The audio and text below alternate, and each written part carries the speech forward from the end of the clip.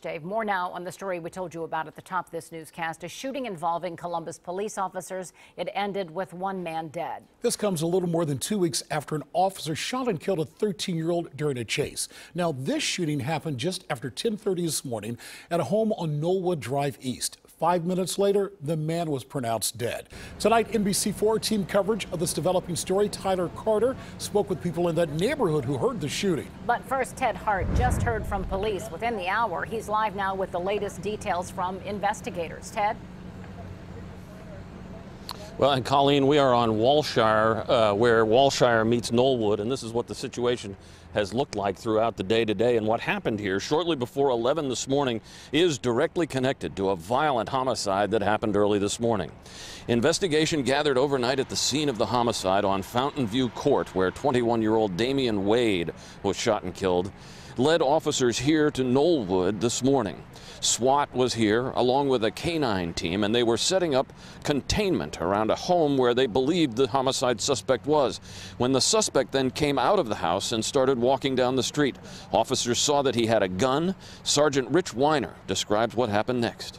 The canine officer approached in his cruiser, and at that time the suspect looked back and took off running. 3 officers fired their weapons. Weapons consist of a handgun and a rifle. And also the canine was deployed and also was engaging with the suspect. We are waiting for the coroner's office to come here. We're going to be looking at some tattoos. We're going to be going through the pockets of the clothing of the suspect here. But until they get here, we're kind of tied right now. And Sergeant Weiner did say that witnesses here did say that they heard the officers yelling at the suspect to stop before any shots were fired. He could not say whether the suspect fired his weapon, but did say that a weapon was recovered here, and that it will be compared now to the shell casings found at the homicide scene from last night.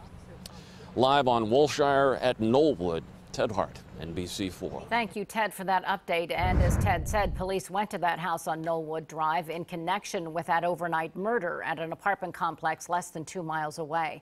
The murder happened just after 12:30 this morning at the Cornerstone Crossing Apartments. Investigators tell us 21-year-old Damian Wade was shot during an argument with the suspect. Wade was pronounced dead a short time later. Police say the suspect then ran from that area.